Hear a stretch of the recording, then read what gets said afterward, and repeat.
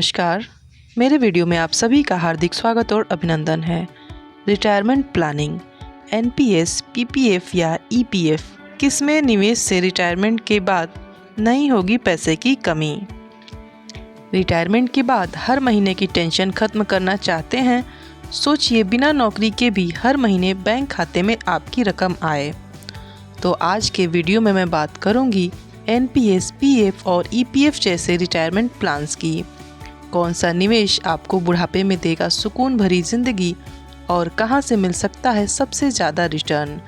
अगर आप चाहते हैं कि रिटायरमेंट के बाद पैसों की कभी कमी न हो तो इस वीडियो को पूरा ज़रूर देखें, क्योंकि आखिर में मैं बताऊंगी सर्वश्रेष्ठ रिटायरमेंट प्लानिंग फार्मूला। तो वीडियो में आगे बढ़ने से पहले लाइक, शेयर और सब्सक्राइब करना बिल्कुल भी न भूलें। क्या आपने रिटायरमेंट प्लानिंग की है? अगर नहीं की है तो इसे जल्द करना समझदारी है। इसकी सबसे बड़ी वजह है कि आप रिटायरमेंट के लिए इन्वेस्टमेंट की शुरुआत जितना जल्द करेंगे, आपके पैसे को बढ़ने के लिए उतना ज़्यादा समय मिलेगा। निवेश से बड़ा फंड तभी तैयार होता है जब हम पैसे को बढ़ने के लिए पर्याप्त समय देते हैं। यह समय जितना ज़्यादा होगा, आपके पैसे के बढ़ने की संभावना उतनी ज़्यादा होगी। एक्सपर्ट्स रिटायरमेंट प्लानिंग के लिए मुख्य रूप से 3 स्कीम में निवेश की सलाह देते हैं। इनमें एनपीएस, पीपीएफ और ईपीएफ शामिल हैं। ईपीएफ की खास बातें। ईपीएफ प्राइवेट सेक्टर में नौकरी करने वाले लोगों के लिए है। एम्प्लॉय की सैलरी का एक हिस्सा हर महीने उसके ईपीएफ अकाउंट में जमा होता है। उतना ही पैसा एम्प्लॉयर यानी कंपनी एम्प्लॉय के ईपीएफ अकाउंट में हर महीने कंट्रीब्यूट करता है। ईपीएफ में जमा पैसा हर साल इंटरेस्ट मिलता है। सरकार यह इंटरेस्ट रेट तय करती है। फाइनेंशियल ईयर 2024-25 के लिए ईपीएफ का इंटरेस्ट रेट 8.25% है। यह दूसरी किसी फिक्स्ड रिटर्न वाली स्कीम के इंटरेस्ट रेट से ज़्यादा है। पीपीएफ की खास बातें।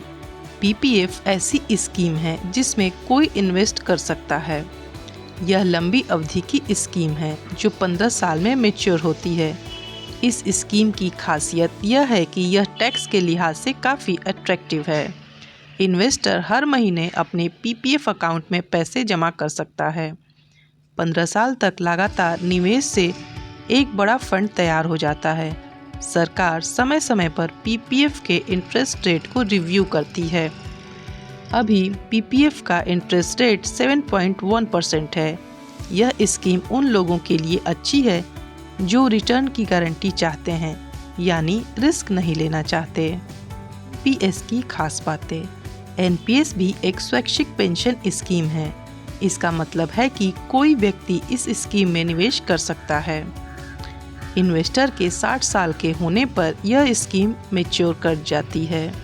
फिर उसे एक बड़ा अमाउंट मिलता है। इसके अलावा हर महीने उसे पेंशन मिलनी शुरू हो जाती है। इसलिए रिटायरमेंट प्लानिंग के लिए यह स्कीम काफ़ी अच्छी है। इस स्कीम की खास बात यह है कि इसका रिटर्न मार्केट, शेयर बाजार, बॉन्ड बाजार से लिंक्ड होता है। जो लोग रिस्क ले सकते हैं उनके लिए इस स्कीम में निवेश से ज़्यादा रिटर्न हासिल करने का मौका है। इन तीनों में से 2 स्कीमों ईपीएफ और पीपीएफ में रिटर्न की गारंटी होती है। एनपीएस इन्वेस्टर के कुछ पैसे का निवेश मार्केट में करता है, जिससे इस स्कीम में रिटर्न कम या ज़्यादा हो सकता है। इसका मतलब है कि यह उन इन्वेस्टर्स के लिए बेहतर है जो थोड़ा रिस्क ले सकते हैं। लंबी अवधि में इसमें बहुत अच्छा रिटर्न मिलने की संभावना होती है। तीनों स्कीमों में टैक्स बेनिफिट्स। टैक्स के लिहाज से ये तीनों स्कीम अच्छी हैं। इनकम टैक्स एक्ट के सेक्शन 80C के तहत इन तीनों स्कीम में निवेश पर कर डिडक्शन क्लेम किया जा सकता है। डिडक्शन की सीमा एक वित्त वर्ष में 1.5 लाख रुपए है। एनपीएस में सेक्शन 80CCD1B के तहत अतिरिक्त 50,000 रुपये तक का डिडक्शन मिलता है, लेकिन यह ध्यान में रखना ज़रूरी है कि यह डिडक्शन इनकम टैक्स की ओल्ड रिजीम में मिलता है। ईपीएफ में कुछ खास स्थितियों में इन्वेस्टर को पैसे निकालने की इजाज़त है। इनमें इलाज कराने, एजुकेशन, शिक्षा और घर खरीदना शामिल हैं। पूरा पैसा व्यक्ति के रिटायरमेंट पर मिलता है। 5 फाइनेंशियल ईयर के बाद सब्सक्राइबर्स कुछ पैसा निकाल सकते हैं।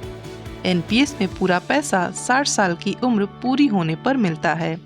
हालांकि 3 साल के बाद सब्सक्राइबर अपने कंट्रीब्यूशन का 25% तक पैसा निकाल सकते हैं। अगर आप प्राइवेट नौकरी करते हैं और लंबी अवधि में बड़ा फंड तैयार करना चाहते हैं तो ईपीएफ आपके लिए काफ़ी अच्छा है।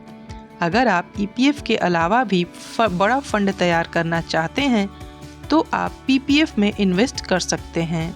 यह स्कीम 15 साल तक इन्वेस्टर करना बहुत अच्छा रिटर्न देती है।